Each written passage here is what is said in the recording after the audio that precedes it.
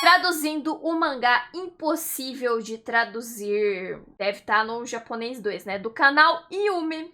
Yume. No começo do ano passado, eu me deparei com uma notícia de um mangá que supostamente teria se tornado impossível de se traduzir. A notícia em questão contava um caso em que a tradução praticamente tinha colapsado e o tradutor oficial tinha simplesmente desistido. E num tweet que ele postou para avisar as pessoas da desistência dele, ele tinha deixado o link de uma matéria que explicava o porquê a tradução daquele mangá em específico era impossível. E na época eu fiquei bastante curioso para saber os motivos disso, mas com o tempo eu acabei simplesmente deixando de lado. Isso até recentemente, que essa memória simplesmente pipocou na minha cabeça e a minha curiosidade voltou. Porque, né, afinal... Cara, pior que isso acontece muito comigo. Às vezes eu olho uma coisa, eu fico curiosa, mas aí eu fico com preguiça de ver. Aí passa tipo umas 3 semanas, um mês, assim, aí eu lembro. Aí que eu vou atrás de saber o que aconteceu. Minha cabeça e a minha curiosidade voltou. Porque, né, afinal, o que tornaria um mangá impossível de se traduzir? É isso que a gente vai ver hoje e por que não também tentar traduzir alguns trechinhos problemáticos. Então vamos lá. Bom, e que mangá é esse? Ele é um mangá escrito pelo mesmo autor da novel de Monogatari, chamado Ango Gakuen no Iroha. Traduzindo ficaria algo como o Iroha da escola de criptografia. Bom, é basicamente isso. É sobre um menino chamado Iroha que acaba indo para uma escola onde se aprende a quebrar criptografias. E é justamente por causa dessa temática que vai surgir o grande problema de se traduzir esse mangá. Isso porque uma boa parte dos códigos e enigmas que o protagonista vai ter que desvendar nessa história vão ter alguma relação, às vezes bem grande na verdade, com a língua japonesa. Mas será que isso impossibilita mesmo qualquer tradução? Porque assim, apesar do fato do tradutor ter desistido e ter aquela matéria afirmando que realmente seria impossível, de um jeito ou de outro, a versão oficial do mangá da Shueisha acabou sendo concluída, com outro tradutor no lugar. Então será que tudo não passou de um exagero da parte do primeiro tradutor? Bom, por que a gente não dá uma olhada no mangá Às vezes o primeiro tradutor não queria fazer um negócio e, tipo, no final quem tá lendo traduzido ficar sem entender, então ele desistiu. Talvez. Tá explicado, nem precisa falar porque é difícil de traduzir. Mesmo autor de Monogatari. Monogatari é por aí também. Monogatari também é difícil de traduzir. Então temos um problema aí com o autor. Tirar as nossas próprias conclusões. E eu acho que o primeiro enigma que aparece já no primeiro capítulo já é um ótimo exemplo do porquê ia ser tão complicado de traduzir esse mangá. O nome desse enigma é algo como se apresentar em palavras cruzadas e o que está acontecendo aqui é o seguinte. Na parte de baixo tem dois campos, um com o nome Yoko no Kagi e outro com o nome Tate no Kagi, o que significa respectivamente dica da horizontal e dica da vertical, e para resolver o protagonista precisava primeiro olhar a dica da vertical, que é simplesmente qual é seu nome. E pulando direto para a resposta, agora a gente vê que uma das colunas ela tá com uma estrela, e essa é a coluna onde a gente vê o nome do protagonista, Iroha Sakai Iroha. E como a temática do puzzle é se apresentar, todas as outras da horizontal funcionam da mesma forma, tendo informações pessoais. Então, por exemplo, na quarta linha a gente tem a frase Iwaretai Homekotobawa, que a gente pode entender simplesmente como qual elogio você quer que te digam. E a mesma lógica vai seguir para todas as outras linhas, tem dessas perguntas pessoais. Caraca, mas então, como é que a pessoa que fez esse jogo aí sabia tanto sobre o protagonista? Que isso, rapaz? Te digam. E a mesma lógica vai seguir para todas as outras linhas, tem dessas perguntas pessoais, então no final, esse cartazinho ele serve como uma listinha de curiosidades do personagem, e algumas coisinhas disso acabam sendo referenciadas mais pra frente durante o mangá. E aqui o problema é que para traduzir, na verdade, tem que refazer do zero. Colocando aí a versão em inglês, você pode ver primeiramente que a estrelinha mudou de lugar. Isso é porque no japonês, cada letra é uma sílaba. Então, porque como é que vai caber isso daqui, sendo que, sei lá... Por exemplo, grande em português é grande e em inglês é big. Sei lá, em japonês, como é que é? Tá ligado? Então, real, ia ter que, nossa, ficar fazendo tudo pra traduzir, tá ligado? Senão ia ficar meio sem sentido. Ou então ia ter que deixar tudo em japonês mesmo e deixar um monte de asterisco assim do lado. Ah, isso daqui significa isso daqui significa isso. Sei lá, nossa, ia ser complicado. E o nome do protagonista inteiro. Mas aqui teve que mudar só pra Iroha mesmo. E todas as respostas das linhas também tiveram que mudar. Então, por exemplo, a gente tinha visto a da linha 4. Aqui a dica virou simplesmente uma outra palavra pra machado. E claro, a mesma lógica se seguiu pra todas as outras. Meio que perdendo a temática de se apresentar, que é basicamente um motivo pra esse enigma existir. E apesar de tudo, isso isso era realmente o melhor que se dava pra fazer, logo que é simplesmente impossível você encaixar os significados das linhas em japonês e fazer o puzzle continuar funcionando ao mesmo tempo. E aqui meio que não deu muito problema porque era só um bando de curiosidades, mas a gente vai ver que daqui pra frente a coisa vai ficar complicada. E no mesmo capítulo isso acaba já acontecendo. Então nessa parte que o protagonista tá sendo obrigado a resolver um código que uma garota fez, a gente tem um enigma bem mais complexo e bem mais legal, mas que acaba ficando uma verdadeira bagunça quando a gente tenta traduzir ele. Como ele é meio longo, eu vou tentar passar de uma forma mais breve, mas eu acho que vai dar pra entender. Basicamente, o protagonista precisa que esse texto revele o nome de uma das pessoas que tá naquele lugar, porque essa vai ser a resposta. E primeiro ele percebe que os 47 kanjis que tem no texto, eles poderiam representar cada uma prefeitura do Japão, logo que tem 47 prefeituras. Nisso ele começa a descobrir qual kanji representava cada prefeitura, baseando-se ou no kanji inicial da prefeitura, ou no caso dos kanjis, que eram usados em mais de uma inicial de prefeitura no próximo. E seguindo essa lógica, ele consegue chegar numa lista de prefeituras em uma determinada ordem. Mas essa não é a ordem mais comum que essas prefeituras aparecem. E colocando Parece na a ordem... galera tentando fazer teoria de One Piece, tá ligado? Fala, não, porque tem 34 vezes que essa palavra aparece nesse capítulo, e 34 significa esse número de pessoas, e nossa, o One Piece é um lápis, tá ligado? Sei lá, tipo, parece muito essa vibe, tipo, procurar coisas e, meu Deus, e será que é? Me lembrou um pouco isso. Nada ordem, mas essa não é a ordem mais comum que essas prefeituras aparecem, e colocando na ordem mais comum e comparando as duas, ele consegue chegar na resposta final. O que acontece aqui é que 47, além do número total de prefeituras, também é o número total de sons do hiragana clássico, que é basicamente cada um dos hiraganas, mais esses dois que caíram de desuso, e sem considerar o então colocando cada prefeitura representando uma letra, e a ordem mais padrão das prefeituras sendo a ordem alfabética, ao trocar isso para a ordem que estava no texto da criptografia, ele fica com um poema, que é chamado de Iroha Ota. E como Iroha é o nome dele, essa é a resposta. Inclusive, esse daí é um poema que ele é bem famoso por ele ter usado cada uma dessas letras sem repetir. E muito antigamente era até usado para ajudar na alfabetização e chegou a definir por um tempo a ordem alfabética. Apesar que hoje a ordem alfabética ela não tem nada a ver com ele. Mas o que importa aqui é que para entender esse puzzle corretamente, o leitor ele precisaria, no mínimo, saber um pouquinho de kanji, saber o hiragana e saber que existia uma versão com 2 letras a mais do hiragana antes delas caírem em desuso. E bom, como a gente traduz isso para pessoas que muito provavelmente não vão saber... Eu ia precisar ver um vídeo do Cellbit pra entender o mangá, tá ligado? Tem que ir mais além, achar o canal do Cellbit japonês.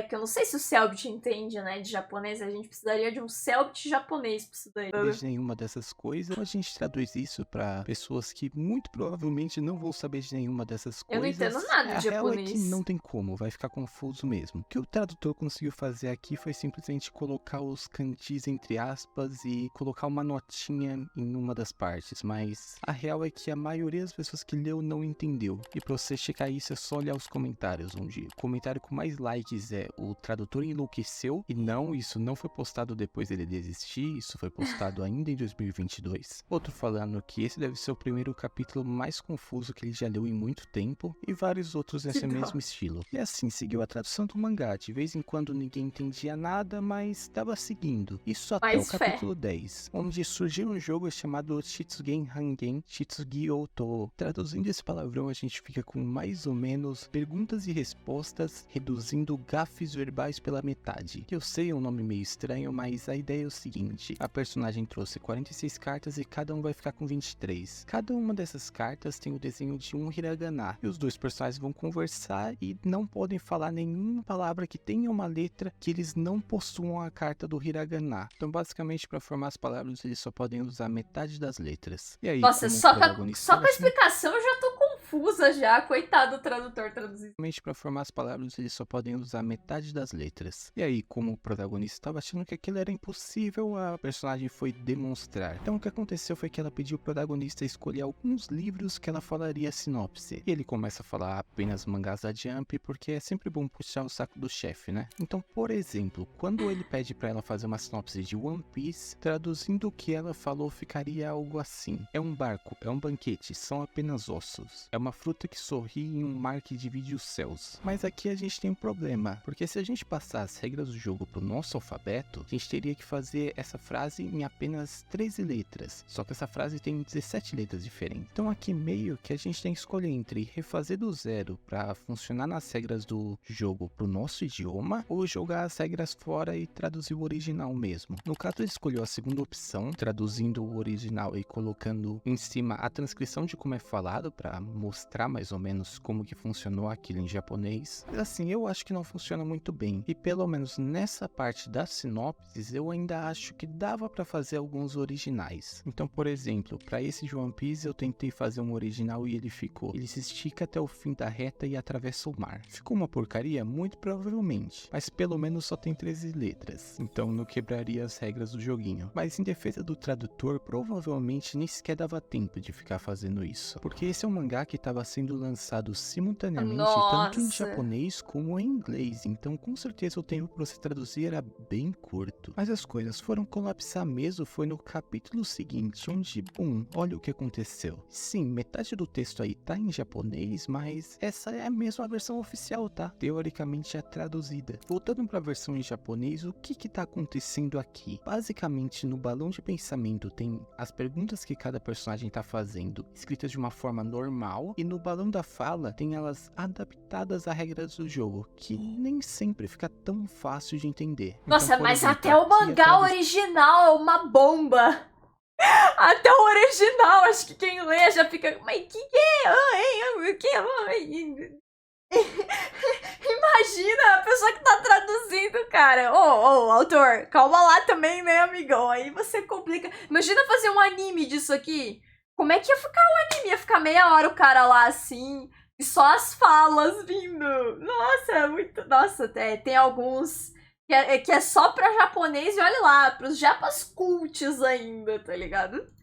A questão da primeira linha do balão de pensamentos seria: a sua altura é de quantos centímetros? E a primeira linha do balão da fala é: desembucha a medida do seu corpo. E bom, aqui eu acho que mesmo com todo o tempo de entender. Então, por exemplo, aqui a tradução da primeira linha do balão de pensamentos seria: a sua altura é de quantos centímetros? E a primeira linha do balão da fala é: desembucha a medida do seu corpo. Killer mandou R$10. No Doki Doki tem um trocadilho que fazem com o nome da Mônica. Aí a personagem responde: isso nem faz sentido na tradução. Sério, caramba. É os tradutores quebrando a quarta parede. Tá louco. Bom, aqui eu acho que mesmo com todo o tempo do mundo não ia ter muito o que fazer. Eu pelo menos não acho que seja possível você criar novas versões com 13 letras para cada uma dessas perguntas e para cada uma das respostas que ainda vai ter. Isso porque, diferente do nosso alfabeto, o alfabeto japonês ele é silábico. Então para representar sons que a gente precisaria de 2 ou às vezes até 3 letras, eles conseguem representar em uma só. Sem contar que, como não existe o conceito de vogal e consoante separado em cada sílaba, eles não têm um grupo de letras que basicamente aparecem em toda a palavra, como as nossas vogais. Então, enquanto no japonês funcionou razoavelmente bem você dar metade das letras para um personagem e metade das letras para outro, se a gente fosse tentar fazer o mesmo jogo em português, nada daria muito certo, porque se um personagem fosse falar com as vogais A e E, o outro só poderia usar I, O e U. E eu acho que dá para entender que isso é impossível. Então, na prática, talvez o melhor a se fazer nessa situação foi mais ou menos o que eu fiz no exemplo para vocês. Tentar representar um pouco quão bizarro as perguntas ficaram em japonês, mas meio que ignorando as regras do jogo mesmo. E apesar do tradutor ter continuado por mais 2 capítulos, com certeza foi por causa desse que ele desistiu. Porque os próximos 2 são provavelmente os 2 capítulos mais fáceis de traduzir do mangá todo, onde teve um enigma com relação com música, então não teve nada muito exclusivo da língua japonesa. Então ele só deve ter continuado 2 semanas no projeto até que achassem o outro tradutor sem prejudicar o lançamento. Bom, mas qual é a minha conclusão disso? Será que realmente era impossível? Olha, eu não sei se a palavra impossível seja mais correta. Nossa, mas pelo impossível menos... não, mas muito difícil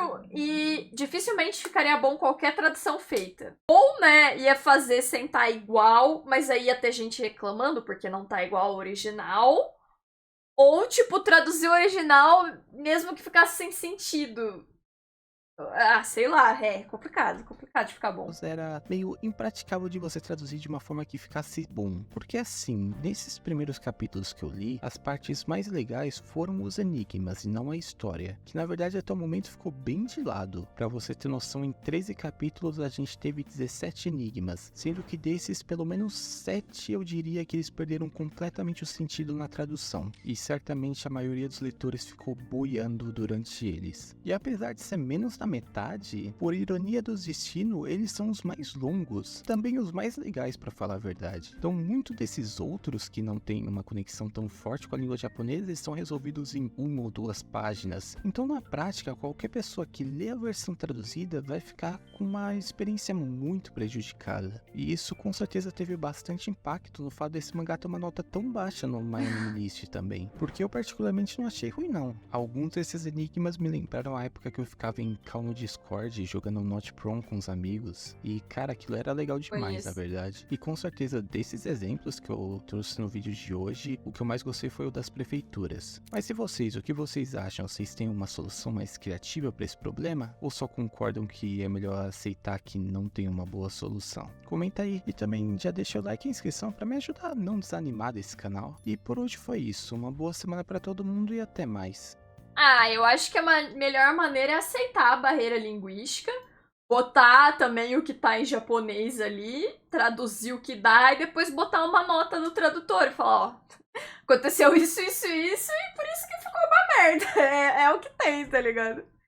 Mas sei lá, nossa, só de tentar entender a explicação dele aqui eu já não entendi nada, então, complicado. Nem imagina a dor de cabeça que deve ser para um tradutor conseguir traduzir uma obra chinesa ou japonesa que brinque com a língua, com coisas que só fazem sentido naquela língua, ou com poemas, textos antigos. Dá muito trabalho. Eu não ia dar conta não, cara. Depois de tudo que foi apresentado, totalmente entendo a situação do tradutor. Particularmente não ligo muito para adaptação para esse tipo de coisa. Eu aceito que faça do zero ou simplesmente ignore a regra do jogo. Tenho ciência de que para esse tipo de mangá é impossível você ter uma experiência bacana sem saber o idioma original. Eu tô mais perto desse cara aqui também. Tipo assim, eu acho que eu não ficaria reclamando do tradutor ter mudado as coisas. Mas eu, se fosse o tradutor, eu ia ficar muito pensando nas pessoas que reclamam quando muda. Então é tenso. É tenso, é um negócio que é muito subjetivo. Então eu desistiria também. Se eu fosse o tradutor, eu desistiria. Então, complicado. E é do mesmo autor de Monogatari, né? Então. Vocês já disseram aí que tem muita coisa aí que só entende pra japonês mesmo, então. A gente só aceita, né? Quando me recomendaram Monogatari, só falaram assim: tem coisa que a gente do ocidente não vai entender, só ignora. Pois é.